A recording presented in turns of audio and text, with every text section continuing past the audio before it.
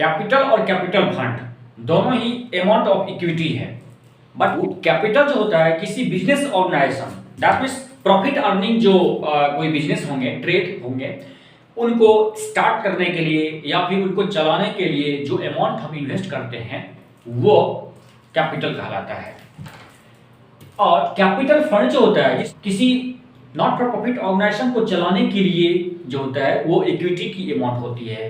इनका कोई ऑनर नहीं होता है, इनका ऑनर बस ऑर्गेनाइजेशन होते हैं, जबकि कैपिटल कोई ऑनर, कोई मालिक जरूर होता है। चाहे वो कंपनी हो तो उनके जितने शेयर होल्डर होंगे सब उनका ऑनर होगा, या फिर कोई और बिजनेस हो जो नॉन कॉर्पोरेट हो तो उनके लिए जो पर्टिकुलर पर्सन जो होंगे उन्होंने कैपिटल लगाया होता है, उनका वो मालिक होता है। आफ्टर ऑल हम ये कह सकते हैं कि कैपिटल किसी बिजनेस के लिए जहां प्रॉफिट कमाते हैं और कैपिटल फंड किसी एनपीओ के लिए जहां प्रॉफिट नहीं कमाई जाती है, इनका कोई मालिक नहीं होता, ये ऑर्गेनाइजेशन के लिए होता है, इसलिए इनको कैपिटल फंड नाम दिया गया है। तो डेफिनेशन अगर आप इसका लें तो कैपिटल फंड मतलब होता है the difference between total assets and total liabilities in an NPO is called capital fund.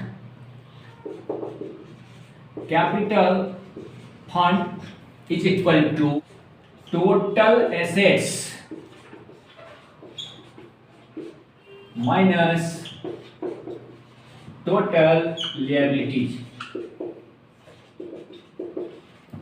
तो ये कैपिटल फंड के फार्मूला है। जो कैपिटल फंड हम बैलेंस शीट के लायबिलिटी साइड में डालते हैं, तो गैर लाभकारी संस्था के बैलेंस शीट के लायबिलिटी साइड में कैपिटल फंड में हम अगर सरप्लस हुआ हो तो ऐड कर लेते हैं, और अगर डिफिसिट हुआ है ताकि कमी उसको माइनस कर लेते हैं।